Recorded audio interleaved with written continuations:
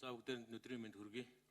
Энийг маш чухал хуулийн төсөл орж ирж байгаа маа. Энэ аливаа байгууллага, аливаа системийн бүтэц зохион байгуулалт гэдэг бол өөрөө тэр цаашдын ирээдүйн хөгжил дэвшлийнхэн бас үндэс суурь байдаг. Гэхдээ Монгол улсын засаг захиргааг нутаг дэвсгэрийг харна гэдэг бол маш том чухал асуудал. Энэ дээр маш олон асуулт байгаа. Тэгээд тодорхой ганц хоёрхан асуултыг асуучих.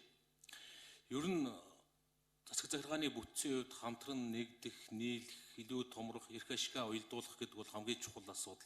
Гэхдээ улс төрийн нөхцөл байдал олон зүйлийг харахаар энэ өөрөө бас тийм цаашаа явахд бас хэцүү асуудал юм шиг байна лээ. Тэгэхээр энэ дээр тодорхой асуулт нь ер нь засаг захиргаа нутаг дэвсгэр гэдэг хоёр зүйл яг давхцаж байх ёстой юу? Асуух гэдэг байгаа санаа нь төрийн үйлчлэгээ хүрэх олон засаг захиргааны бүтцээ дамнаад хэдэн засаг захиргааны нэгтгэс нэг нутаг дэвсгэр буюу эдийн засгийн бүсчлэлийн асуудал, эдийн засгаараа хамтран ажиллах асуудал нь эндийг яаж тусгагдаж байгаа вэ? Тэрэн дээр ийм акс дэвшил болсон зүйл заалт байна уу? Буюу засаг захиргааны хэвээрээ байгаад эдийн засаг нутаг дэвсгэрээр илүү томорч нэгдэх боломж болцоо юу байгаа вэ гэж. Хоёрдугаарт нь энэ хуулийн бас үзэл санааг харьцангуй орон нутг руу бие даасан байдал, орон нутгийн бие даасан байдлыг нэмэгдүүлэхэд чиглэж байгаа гэж энэ хуулийн төслийн санаачлагчид болоод хэлж байгаа бол зүйл заалтууд нь бас тэр тал руу зүйлүүд байх шиг байна лээ. Яг гоо бие даасан байдал гэдэг бол манайх нэгдмэл улс юм чи харьцангуй бие даасан байдлын тухай ойлголт байх. Гэхдээ тэнд ингээд эрх мэдэл шилжүүлж бие даасан байхын нөгөө талд нь бас тэнд илүү чадамжих, илүү ёс зүй үүрэг хариуцлагатай байх талд нь ямар зүйл заалт өгж байгаа вэ? Орон нутгийн бие даасан байдал гэдгийг миний хувьд бол маш ихээр дэмжиж байгаа. Гэхдээ тэнд бас эрх мэдэл шилжихийн хэрээр тэнд дураараа дургаа гэсэн үг бас биш болж хувирах бах. Энэ чинь нэгдмэл улс. Тийм болохоор тэр чадамжийг нь дээшлүүлэх, үүрэг хариуцлагыг нь дээшлүүлэх чиглэлд бас зүйл заалтууд орох шаардлагатай байх. Энэ чиглэлд бас ямар зүйл байна вэ? Гуравдугаарт нь ер нь дахиад нэгдмэл ус гэдгийнхаа үүднээс энэ засаг захиргааны нэгжүүдийг эренбэлж сайнын сайн, муугийн муу гэж ингэж үнэлж дүндэг нэгдсэн системийн тухай зүйлийн хуулийн зүйл заалтанд байхгүй байна лээ. Энэ одоо тийм хуулийн үзэл санаатай харшлна гэж үзэж иймэрхүү зүйл заалт байхгүй юу? Аль эсвэл ийм зүйл заалт оруулах боломжтой юу? Аймаг сум дүүргийн нийслэлийн иргэдийн хурлын төлөөлөгч чинь мэдээж 4 жилдээ улс төрийн сонгуулиараа дүнгээ тавиул нард иргэдээс. Тэгэхдээ нөгөө талд нь төрөөс нэгдсэн төсвөөс баг татаас авдаг болвол сайн гэж үзэх. Гэх мэтээр маш олон орон нутгтай ажлын байр бий болох, орон нутгтай хүн ам хэтэх цөөрөхгүй байх, энэ талд тавтаа тухтай орчин төрийн үйлчлэгээ биелүүлэх.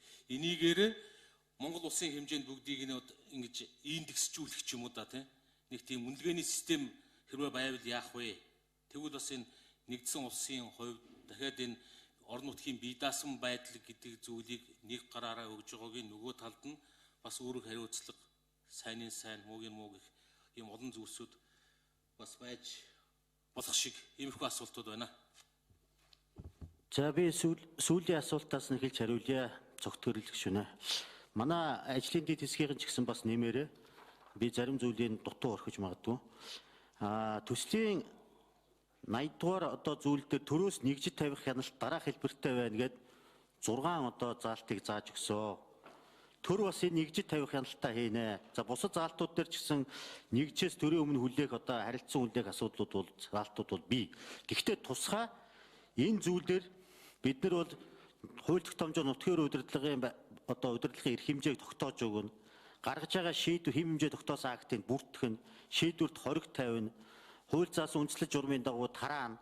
Үүссэн маргааныг шийдвэрлэнэ. Хууль заасан бусад хяналт гээд энэ чиглэлээрээ бид төв болоод орон нутгаа нэгжээ хянах энэ эрх мэдлээ бол тусгайлан одоо бас анх удаа ингэж системжил зааж өгсөн байгаа. За хоёрдугаар тэр таны хэлдэг засаг захиргааны нутаг дэвсгэрийн нэгжийн асуудал өнд чинь зөв зүйтэй асуудлаа. Ер нь бид нар энд мэрэгжлийн хүмүүсийн оролцоогоор маш одоо анхаарлаа. Ер нь улсын их хурлын дарга энэ үндсэн хуульд оруулсан нэмэлт өөрчлөлтийн асуудал мэрэгжлийн хүмүүсийн оролцоог хууль тогтоох үйл явцад түлхүү оруулсныг бид нар бас яг энд адилхан баримтлсан. Одоо Монголын урдаа барьдаг хүмүүс л одоо та бүхний наад урдталч сууж байна. Эднэрийнхээ оюуны одоо боломжийг бүгдийг ажиллаж байгаа. Гадна талаас ч гэсэн энэ олон жилийн хугацаанд өгсөн саналууд тусгагдсан байна. Тэгэхээр засаг захиргааны нутаг дэвсгэрийн нэгж гэж юу юм бэ гэж бас бид нэр зөв ойлгох нь зөв.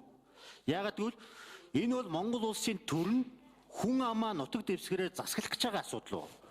Илүү статик буюу тогтвортой. Тодорхой нутаг дэвсгэртэй шүү дээ энэ улс чинь.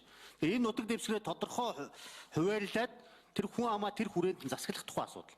А таны хэлдэг эдийн засгийн мужилтай холбоотой асуудал бол хот тосгон дээр илүү явдаг. Бусад улс орн бол хот тосгон дээрээ суурилсан нэгжээ хийсэн байдаг. А Монголд бол хот тосгоны уламжлал нь өөрөө суурин амьдрал нь байхгүй учраас нэгжээ эхэлж хийсэн. Одоо манай судлаачдын хэлдгээр зохиомл байдлаар эхэлж одоо тэр нь төрүүлж явсан бусад улсуудаас жоохон өөр ингээ парадокс маягийн болчиход байгаа. Тэгэхээр энэ дамсан юм байгаа. Одоо жишээлбэл манай Улаанбаатар хот дээр асуудал байгаа. Дүүрэг гэдгийг бол одоо Америкт бол тойрог дистрикт гэдэг. Тэр нь үйлчлэгээний тойрог уу юу? Нөгөө нэгж дамсан байдаг. Нэгж дамсан цагдаагийн тойрог, сургуулийн тойрог, галт төмрийн тойрог, үйлчлэгээний тойрогуд байдаг. Тэгээ таны энэ хэлж байгаа асуудлууд ер нь бол энэ хууль гарсны дараа хот тосхны одоо чиг үүргийг шилжүүлэх асуудал харилцаанд тусгагдсан байгаа. Тэгэхээр энэ дээр бид энэ нэгжүүдийг бас томруулахгүйгээр бас зарим асуудлуудыг шийдэж болохгүй болчиход байгаа. Одоо дүүргийг бол бид нар жижиглэх яриад байдаг. Уг нь зүүн дүүргээ томсгоод тэгээд хотуудыг Улаанбаатар нийслэлийг бол магадгүй задлах шаардлага байж магадгүй байгаа байхгүй юу? Жишээ. Тэгээд үйлчлэгээ жишээлбэл сургууль цагдаагийг гэхэд бол хэдэн хотыг дамнуулаад хийж магадгүй гэдэг чинь энэ дэхтэй олон янз байгаа. Тэгээ би энэ дээр дэд хэсгийг бас нэмж одоо бас зөвхөн гишүүнд хэлхийг бас үсэж байна.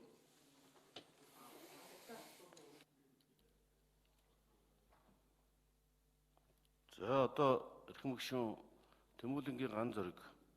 За одонгийн зөвхөн гишүүн. 1 минут тодруулъя.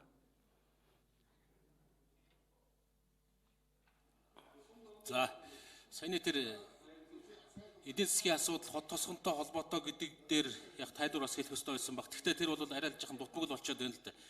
Зөвхөн одоо энгийн жишээ хэлэхэд л одоо Төв аймгийн хойтлын сумд, Сэлэнгийн уртлын сумд ингээд төмсний кластер, төмсний аж ахуйнууд хоёр сум байтаа хоёр аймагт орчихсон. Эдгээр чи эдийн засаг захиргаа тусдаа гэхэд эдийн засгаараа нэгдмээр байгаа байхгүй. Улсын төсвийн хөрөнгө оруулалт олон зөвчгсөн энийн дээр. Дахиад дээрэс нь одоо энэ орхны хөндийг ихэд айрагны бүс нутгаас аваад энэ чинь засаг захиргаанд хуваагдчихад байгааг энэ чинь зөвхөн хот тосхны харилцаагаар энийг шийдвэрлэх боломжгүй санагдах юм.